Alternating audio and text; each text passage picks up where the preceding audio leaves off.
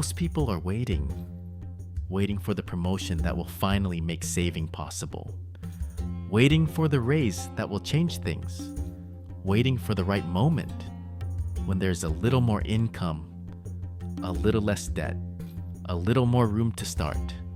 The waiting feels reasonable, responsible even. Why try to build wealth on an ordinary salary when a better salary is coming? But the better salary arrives, and something strange happens. The spending adjusts. The lifestyle expands to meet the new income. The stress changes its shape, but not its weight.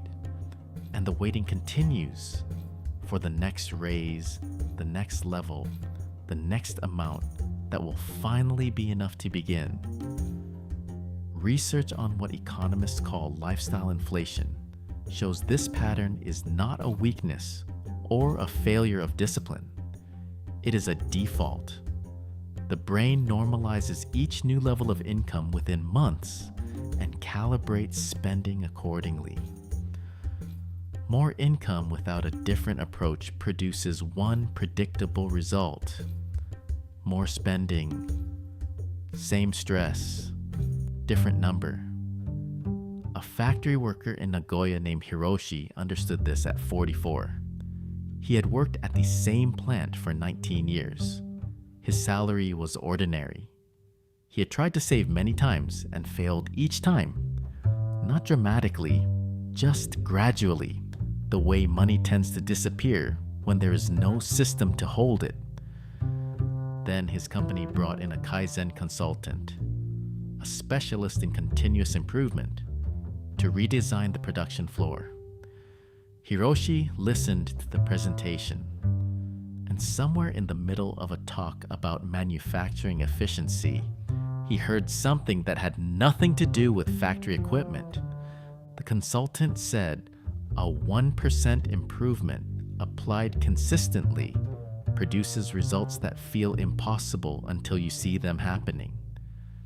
Hiroshi wrote that sentence in his notebook. Then he wrote something underneath it. What if I applied this to my salary? The mathematics most people never see. 1% of an ordinary salary is almost nothing.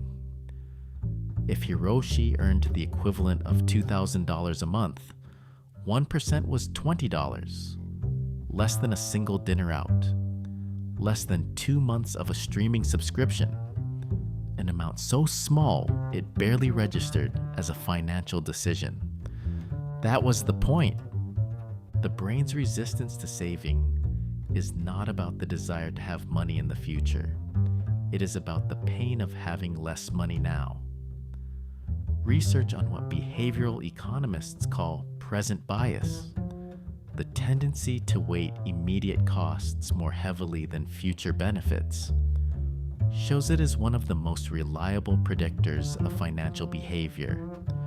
People consistently choose smaller, immediate rewards over larger, delayed ones, even when the math overwhelmingly favors waiting.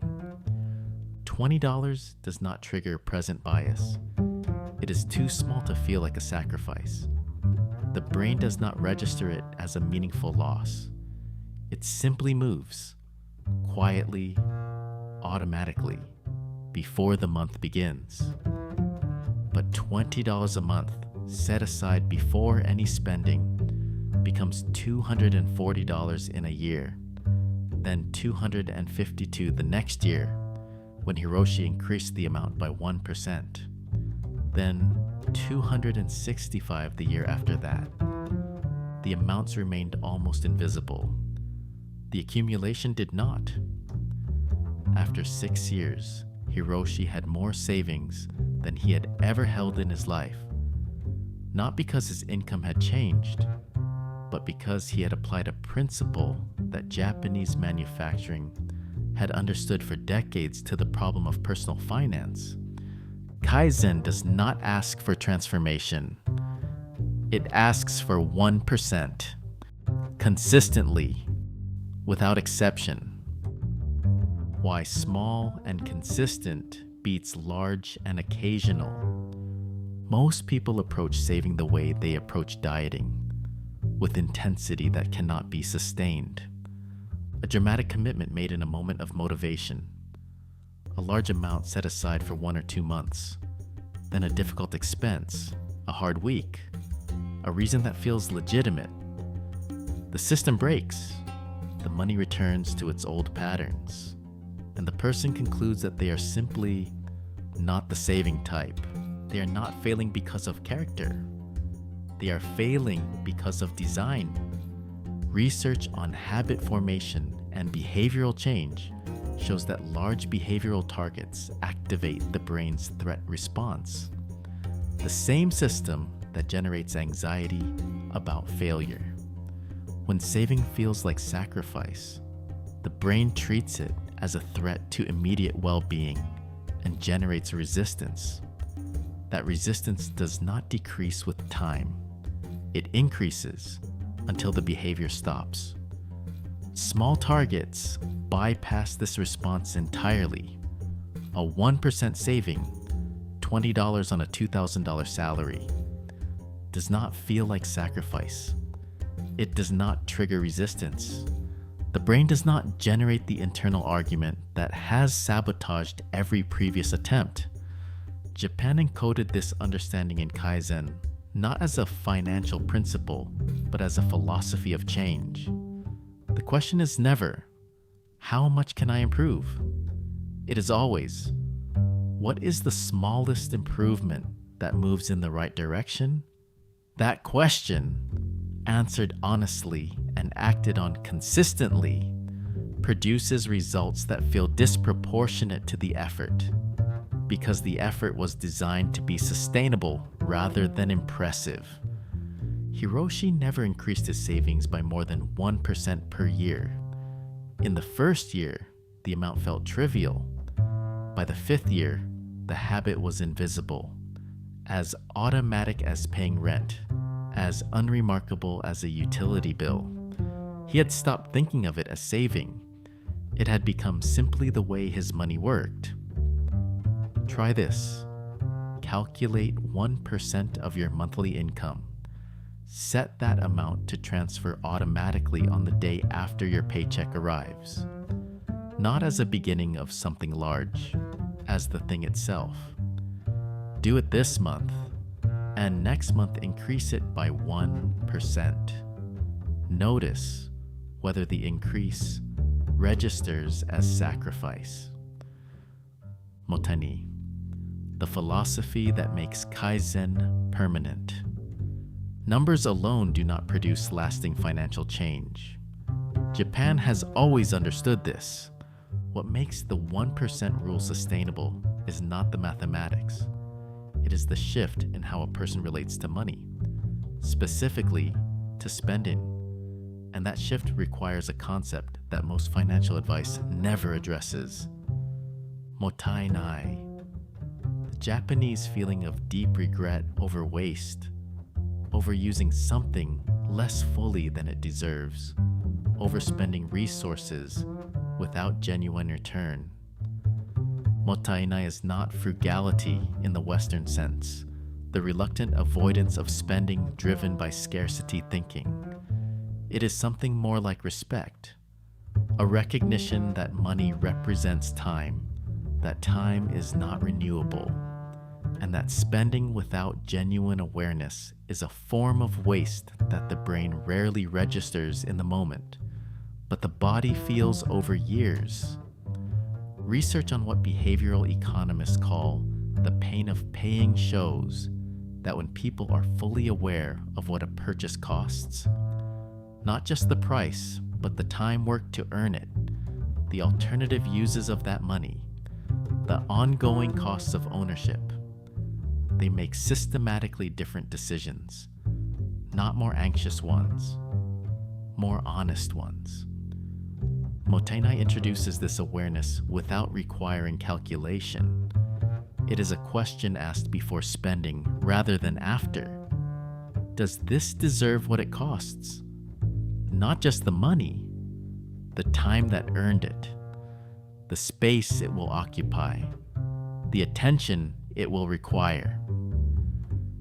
Hiroshi described Mottainai as the principle that changed what he wanted rather than what he spent. He did not restrict his spending through discipline.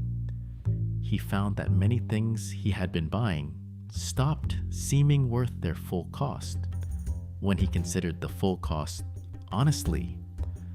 The spending reduced itself, not through deprivation, but through a different quality of attention. Try this. Before your next non-essential purchase, ask one question. Does this deserve the time I worked to earn it? Not as judgment, as information. The answer begins to change what you actually want. The rice grain principle. Why the beginning is the hardest part. There's an old story in Japan about a farmer who discovers a magical field. On the first day, he finds a single grain of rice. On the second day, 2 grains. On the third, 4. The amounts double every day. For the first week, he finds so little that he considers abandoning the field. By the end of the month, he cannot carry what he finds. Most people abandon the field in the first week.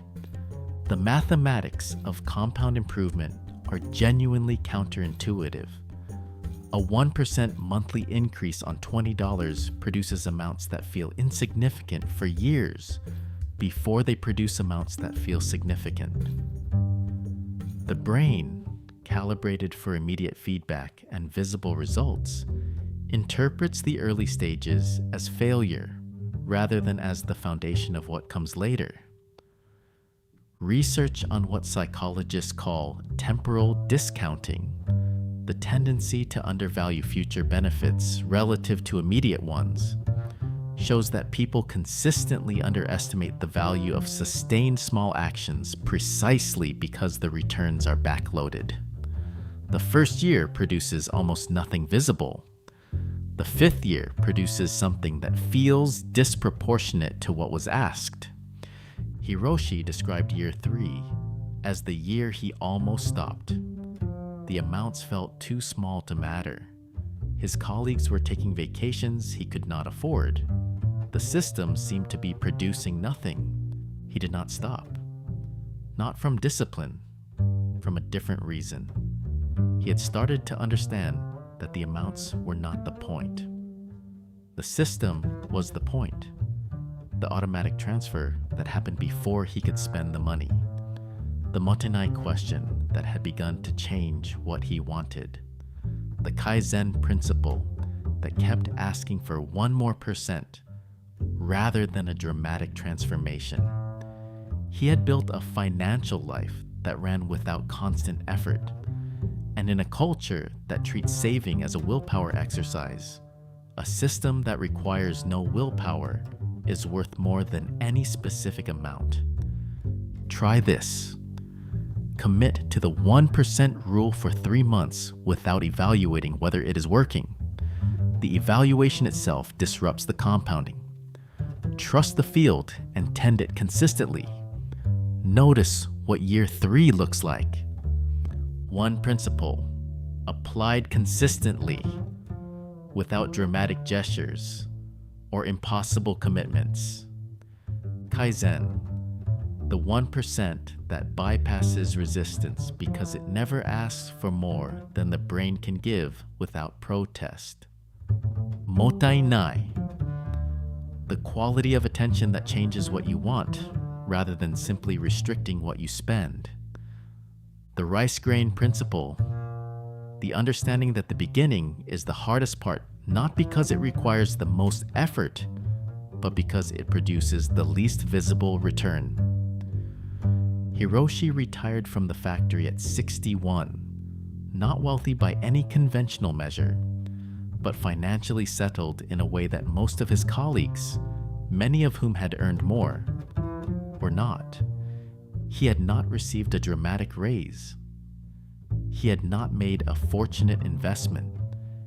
He had applied a principle he learned from a manufacturing consultant to the problem of money and discovered that what works for factory floors works for ordinary salaries.